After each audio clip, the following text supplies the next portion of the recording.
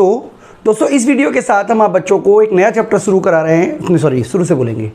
Hello दोस्तों इस video के साथ हम आप बच्चों के लिए एक नया टॉपिक स्टार्ट करा रहे हैं जिसको हम बोलते हैं गवर्नमेंट एक्सपेंडिचर मल्टीप्लायर।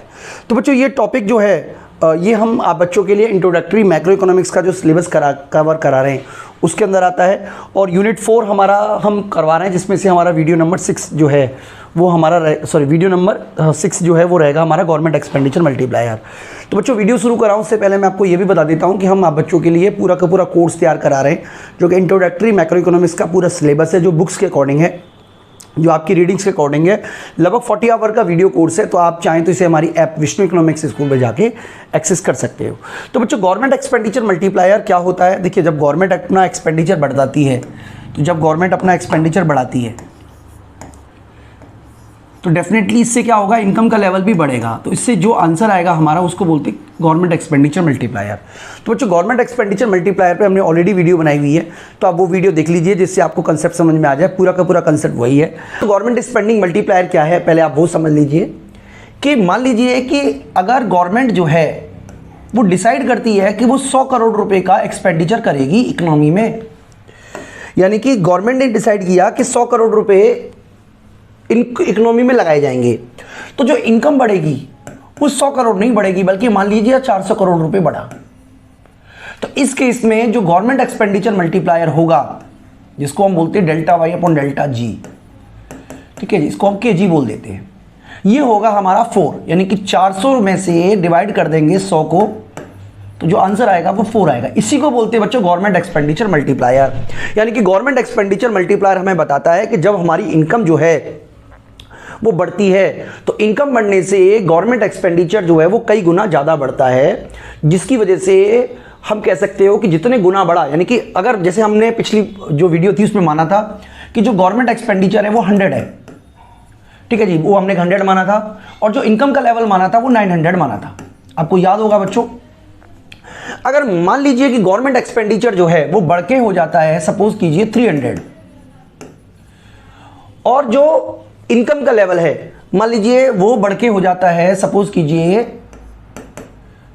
1700 रुपये मान लीजिए, ठीक है, यानी कि इसमें कितनी वृद्धि हुई, इसमें जो वृद्धि हुई, इसमें जो चेंज हुआ वो हुआ 200 का, और इसमें जो चेंज हुआ है वो हुआ है हमारा 800 का। यानी कि गवर्नमेंट एक्सपेंडिचर मल्टीप्लायर कितना होगा, गवर्नमेंट एक्सपेंडिचर मल्टीप्लायर होगा 800 divided by 200, it will be 4। तो ये हमें समझना है। अब इसी बात को हम टेबल के थ्रू समझाएंगे, इसी बात को डायग्राम के थ्रू समझाएंगे, इसी बात को न्यूमेरिकल के थ्रू समझाएंगे, इसी बात को इक्वेशन के थ्रू समझाएंगे। पर समझना क्या है, समझना ये है कि जब गवर्नमेंट अपना एक्सपेंडिचर को बढ़ाती है तो गवर्नमेंट एक्सपेंडिचर बढ़ने से जो इनकम बढ़ती है वो गवर्नमेंट एक्सपेंडिचर की कंपेयर में ज्यादा बढ़ती है, और जितने टाइम ज्यादा बढ़ेगी उसी को हम बोलते हैं गवर्नमेंट एक्सपेंडिचर मल्टीप्लायर। तो इस पूरी की पूरी वीडियो में हम टैक्स मल्टीप्लायर पे बात नहीं करेंगे, बैलेंस बजट मल्टीप्लायर पे बात नहीं करेंगे, बल्कि पूरा का पूरा फोकस जो रहेगा वो हमारा गवर्नमेंट एक्सपेंडिचर मल्टीप्लायर पे रहेगा। अगली वीडियो में हम आपको टैक्स मल्टीप्लायर और बैलेंस बजट मल्टीप्लायर के बारे में डिस्कस करेंगे बच्चों। तो यहां पर आपको यही सारी बातें इसमें समझाई हुई हैं। इसके बाद इसने सारी की सारी बातें वही सारी बातें बोली है जो हमने एग्जाम्पल लेके बताया है, और किस तरीके से बनाए बच्चों वो मैं आपको न्यूमेरिकल बता देता हूं, क्योंकि आपके पेज में तो इसी बात को एक्सप्लेनेशन किया हुआ है कि अगर मान लीजिए गवर्नमेंट एक्सपेंडिचर बढ़ता है तो गवर्नमेंट खर्चा करेगी, जब खर्चा करेगी तो इनकम का लेवल बढ़ेगा। मैं आपको डायग्राम के थ्रू समझाने की कोशिश करता हूं। देखिए, हम एक डायग्राम के थ्रू समझते हैं, फिर इक्वेशन के थ्रू समझ लेंगे, फिर हम टेबल के थ्रू समझ लेंगे। तो पहले डायग्राम की बारी आ जाती है। डायग्राम में सबसे पहले तो हमें समझना है कि ये हमारा वाई का लेवल है, यानी कि इनकम का लेवल है जो कि 45 डिग्री एंगल बना के चल रहे हैं, और ये हमारा है वाई का लेवल, सॉरी एग्रीगेट एक्सपेंडिचर का लेवल जो कि C plus I plus G से मिलकर बना है। तो ये हमारा इनकम का लेवल है। अब अगर हम इनकम के लेवल को 900 मान रहे हैं मान लीजिए, और हमने कहा कि जैसे ही डेल्टा G बढ़ा 200, तो आप देखिए डेल्टा जी बढ़ने से ये क्या होगा, पैरेलली शिफ्ट कर जाएगा, यानी कि अब जो एग्रीगेट एक्सपेंडिचर है वो ऊपर की तरफ शिफ्ट कर गया। अब यहां पे ये इंटरसेक्शन पॉइंट हुआ है, इंटरसेक्शन, इसका मतलब जो इनकम राइज करेगी वो इतनी करेगी, और इनकम बढ़ के मान लीजिए 1700 रुपये हो गई। तो इस केस में जो डेल्टा वाई आया है वो आया है हमारा 800 रुपये, डेल्टा जी जो आया है वो आया है हमारा 200 रुपये, और जो आंसर आएगा वो आएगा 4 रुपये।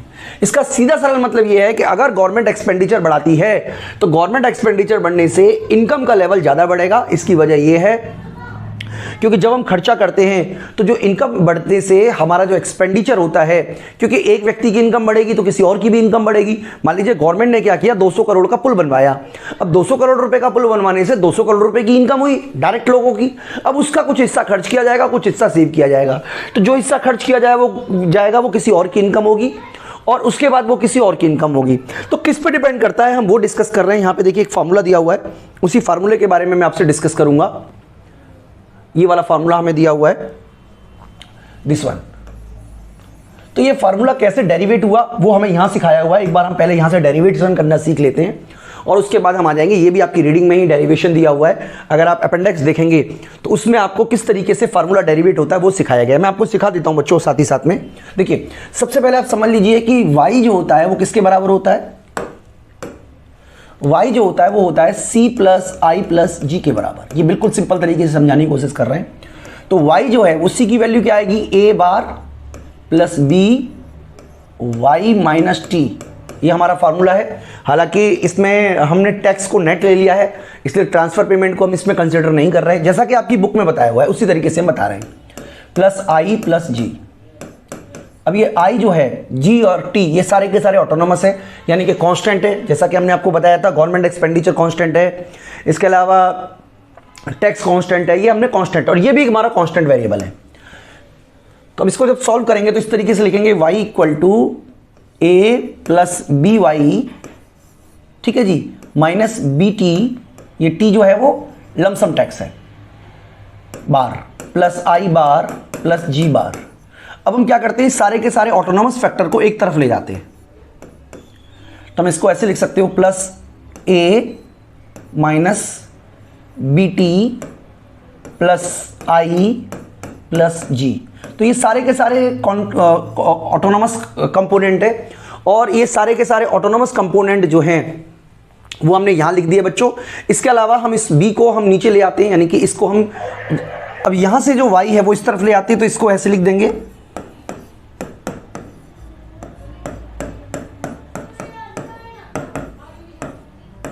ठीक है। अब ये y कॉमन है तो यहां पे y लिख देते हैं।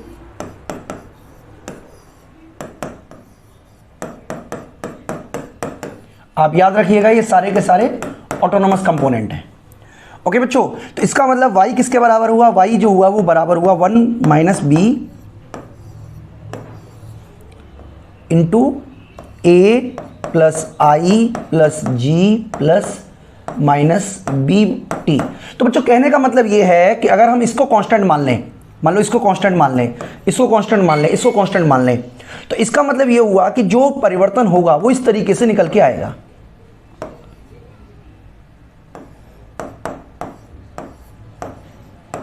यानी कि गवर्नमेंट एक्सपेंडिचर में परिवर्तन होगा किसकी वजह से, इनकम में जो परिवर्तन होगा गवर्नमेंट एक्सपेंडिचर की वजह से, वो इस पे डिपेंड करता है 1/1 माइनस बी पर।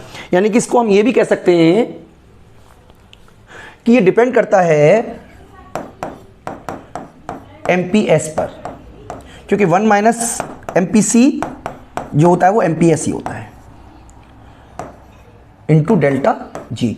तो बच्चों यही वाली इक्वेशन को इन्होंने यहां पे समझाने की कोशिश की है, जो कि मैं आपको बता रहा था इस वाली जगह पे। यानी कि इन्होंने यही बताने की कोशिश की है कि जो हमारा गवर्नमेंट एक्सपेंडिचर मल्टीप्लायर होता है वो किसके बराबर होता है, delta Y upon delta G. यानी कि गवर्नमेंट एक्सपेंडिचर मल्टीप्लायर को हम ऐसे बोल देते हैं, ये किस पे डिपेंड करता है, 1/1 माइनस बी पर, या आप कह सकते हो सीधा का सीधा 1/ एमपीएस पर। ओके बच्चों, तो आप जो चाहे वो कहो, आपकी जो ठीक लगे आपको वो कहो, लेकिन कंटेंट वही रहेगा जो कि कंटेंट है। अब हम इसको इक्वेशन वाइज भी हमने देखा है, तो अब एक बार हम न्यूमेरिकल भी सॉल्व आप बच्चों को करा ही देते हैं, जिससे कि आपको कंसेप्ट समझ में आ जाए पूरी तरीके से। देखिए हमने पिछला जो न्यूमेरिकल किया था पिछले वाले में, उसमें हमने सी माना था 100 प्लस 0.75y। इसके अलावा हमने आई एज्यूम किया था 100, जी एज्यूम किया था 100, टी एज्यूम किया था हमने 100, ये हमने एज्यूम किया था, जिससे y का लेवल हमारा 900 निकल के आया था। पिछली क्लास में हमने आपको ये वाला क्वेश्चन करवाया था। अब हम क्या कर रहे हैं बच्चों, अब हम ये मान के चल रहे हैं कि ये जो g है ये बढ़ के 300 हो गया, यानी कि अब जो डेल्टा g है वो 200 रुपये से बढ़ गया, और डेल्टा g जो है अब जो g की वैल्यू हो गई वो 300 हो गई। अब हम ये पता करते हैं कि इस g पर क्या असर पड़ेगा। दो तरीके से बच्चों पता कर सकते हैं। पहला तरीका मैं आपको यहां बता देता हूं, फर्स्ट तरीका बहुत सिंपल है। फर्स्ट तरीका हम क्या करते हैं, फॉर्मूला पुट कर लेते हैं, delta y upon delta g equal to K G. और के जी की वैल्यू निकालने के हमारे पास दो तरीके हैं, 1/1 माइनस बी भी कर सकते हैं। तो 1 माइनस बी ये जो वैल्यू होती है इसको बोलते हैं बी, MPC। इसका मतलब सिंपल तरीके से हम समझें तो यहां पे हम लिख सकते हैं 1 माइनस 0.75, और जिसकी की वैल्यू आ जाएगी 0.25 यानी कि 4 आ जाएगी। और जब हमें डेल्टा y निकालना है, जबकि डेल्टा जी हमें पता है कि 100 से बढ़कर 300 हो गया है, तो 200 ही आया होगा, तो यहां पे जब हम मल्टीप्लाई करेंगे तो डेल्टा y जो है वो हमारा 800 ही आएगा। अब इसी बात को हम दूसरे तरीके से भी समझ सकते हैं बच्चों, दूसरा तरीका भी हम समझ लेते हैं। तो दूसरे तरीके में हम क्या करते हैं, हम उसी फार्मूले का यूज हम उस तरीके जैसे हमने पहले किया था, इसी वाले फार्मूले का यूज हम दोबारा करके देखते हैं। तो c की वैल्यू कितनी दे रखी है, c की वैल्यू 100 प्लस 0.75 ब्रैकेट में y माइनस टी की वैल्यू 100, ओके बच्चों, प्लस i की वैल्यू 100 और g की वैल्यू 300।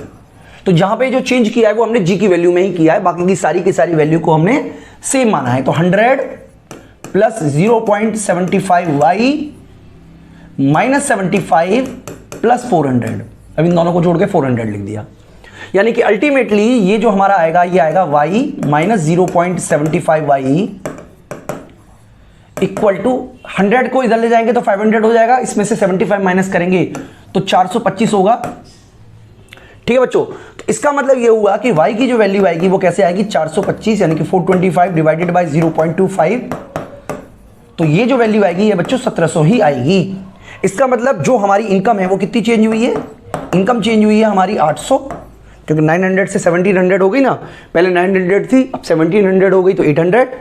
और डेल्टा जी कितना है हमारा, डेल्टा जी है हमारा है 200, इसका मतलब मल्टीप्लायर जो होगा वो 4 ही रहेगा। तो बच्चों आप कोई भी तरीका यूज करें, देखिए मैं आपको समझाने की कोशिश कर रहा हूं बच्चों, बार बार आप कोई भी तरीका यूज करें, आपको वही बात आपको बार बार वही समझाने की कोशिश की जा रही है।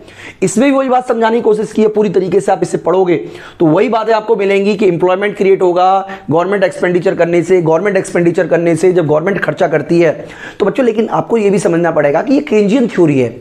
मॉनेटरिस्ट इकोनॉमिस्ट ने ये कहा कि जब आप गवर्नमेंट एक्सपेंडिचर करती है तो कीमतें भी बढ़ती हैं, उसके बारे में खैर हम अभी कंसिडरेशन नहीं कर रहे। हम अभी बता रहे हैं कि जब गवर्नमेंट एक्सपेंडिचर करती है तो जीडीपी का जो लेवल है वो कई गुना ज़्यादा बढ़ता है, जिसके बारे में हमने आपको इस वीडियो के माध्यम से बात की। और यहाँ पे हमने आपको एक न्यूमेरिकल भी कराया जिससे आपको कंसेप्ट समझ में आ जाए। तो हमने डायग्राम भी आपको समझाया बच्चों, डायग्राम भी हमने आपको समझाया और डायग्राम भी समझाया था। खैर अब हम टेबल के ऊपर आ जाते हैं बच्चों। देखिए टेबल और हम आपको समझा रहे हैं जिससे कि आपको कांसेप्ट समझ में आ जाए। बिल्कुल वही बात है जो हमने डायग्राम के थ्रू कही है, सेम बात हम टेबल के थ्रू भी कहेंगे। इनकम का लेवल 300 है, 500, 700, 900, 1100 एंड 1300 पुरानी वाली टेबल है बच्चों। बिल्कुल टैक्स भी वही है, डिस्पोजेबल इनकम भी वही है, कंजम्पशन भी वही है, सेविंग भी वही है, इन्वेस्टमेंट भी वही है। गवर्नमेंट परचेजेस जो है वो यहाँ पे देखिए 150 कर दी है, अब पहले 100 थी, हमने जो न्यूमेरिकल लिया है उसमें 200 लिया है, यहाँ पे 50 कर दिया है, तो उससे कोई फर्क नहीं पड़ता। मैं आपको कंसेप्ट समझाने की बात कर रहा हूँ। अगर आप इसको चाहें तो 100 की जगह 150 मान लीजिएगा। अगर आप 150 मानते, मान लीजिए 150 मानते, तो आपको यहाँ पे 50 से मल्टीप्लाई करना पड़ता है ना, तो आपको 4 से मल्टीप्लाई करते तो 200 आंसर आता। बात वही है, आपको कंसेप्ट समझ में आना है बच्चे, चाहे वैल्यू कुछ भी रही हो। तो टेबल के अंदर हमें जो कंसेप्ट है वो हमें बताया गया है 50 मान के। तो चलिए अगर हम 50 मान लेते हैं, 150 मान लेते हैं, सपोज कीजिए 150 मान लेते हैं, तो डेफिनेटली आपका जो एक्सपेंडिचर है वो भी 50 से बढ़ जाएगा। लेकिन 50 बढ़ने का इंपैक्ट ये हुआ कि अब 900 पे इक्विलिब्रियम नहीं होगा, यानी कि पहले ही 100 था, 900 पे इक्विलिब्रियम होता था यहाँ पे, बल्कि अब जो इक्विलिब्रियम लेवल होगा वो 1100 पे होगा। तो टेबल भी वही बात कह रही है बच्चों कि टेबल भी वही बात कह रही है कि जब हमने इनकम बढ़ाया, जब हमने गवर्नमेंट एक्सपेंडिचर बढ़ाया तो इनकम बढ़ी, इनकम ज्यादा बढ़ी, यानी कि इनकम कितनी बढ़ी, जैसे ही ये 900 से 1100 हो गया तो इसका मतलब ये वाला इक्विलिब्रियम लेवल कहलाएगा। तो बच्चों ये पूरा का पूरा कंसेप्ट है। तो देखिए मैंने आपको डायग्राम के थ्रू भी समझाया था, मुझे दिख नहीं रहा डायग्राम कहां चला गया।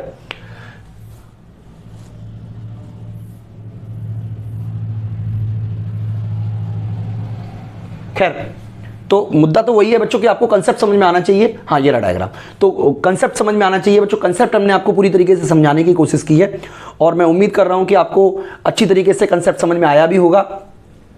तो चलिए इस वीडियो में इतना ही करा रहे हैं और